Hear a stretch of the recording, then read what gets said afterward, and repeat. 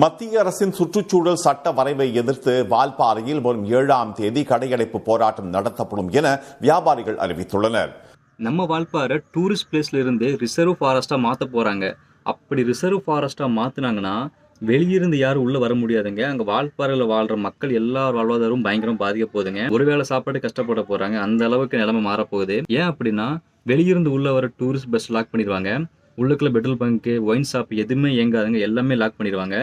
அவுட்டர்ல இருக்கிற அந்த கூழங்கல்லாறு, சின்னக்கல்லாறு, நல்லமுடி எல்லாமே இழுத்து மூடிடுவாங்க. இதனால என்ன ப்ராப்ளம் அப்படின்னா டூரிஸ்ட் பிளேஸை நம்பி இருக்கிற அந்த ஆயிரக்கணக்கான குடும்பங்கள் எல்லாமே கஷ்டப்பட போகுதுங்க. புதுசாக எந்த பில்டிங்கும் கட்ட முடியாது. கட்டின பில்டிங்கை எதுவுமே பெருசாக கட்ட முடியாது.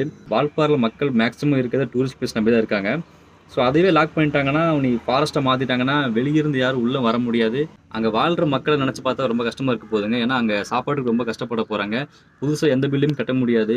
அந்த பில்டிங் நம்பி இருக்கிற அந்த கொத்தனார், ஆசாரி எல்லாமே கீழே தான் வரணும். ஸோ அவங்களோட வாழ்வாதாரம் ரொம்ப பாதிக்க போகுதுங்க. சிந்திக்க வேண்டிய விஷயம் அப்படி என்னன்னா, ஏன் கொடைக்கானல்லையும் ஊட்டிலையும் எதுவுமே இந்த திட்டம் கொண்டு வரல? ஏன் பொள்ளாச்சிக்கில் மட்டும் இந்த திட்டத்தை கொண்டு வராங்க அப்படின்னு தெரியல. ஏன்னா டூரிஸ்ட்டை லாக் பண்ணிட்டாலே அங்கே பெருசாக எந்த ஒரு வியாபாரம் நடக்க போகிறதில்ல.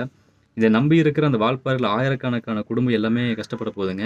வால்பாறை இஷ்யூஸ் முடிஞ்சளவுக்கு நம்ம சப்போர்ட் பண்ணணுங்க. ஏன்னா நம்ம பொள்ளாச்சியில் ஒரு பிரச்சனை அப்படின்னா நம்ம தான் கேட்கணும். ஸோ அதனால இந்த வீடியோ முடிஞ்ச அளவுக்கு இந்த வீடியோவை ஷேர் பண்ணிவிடுங்க.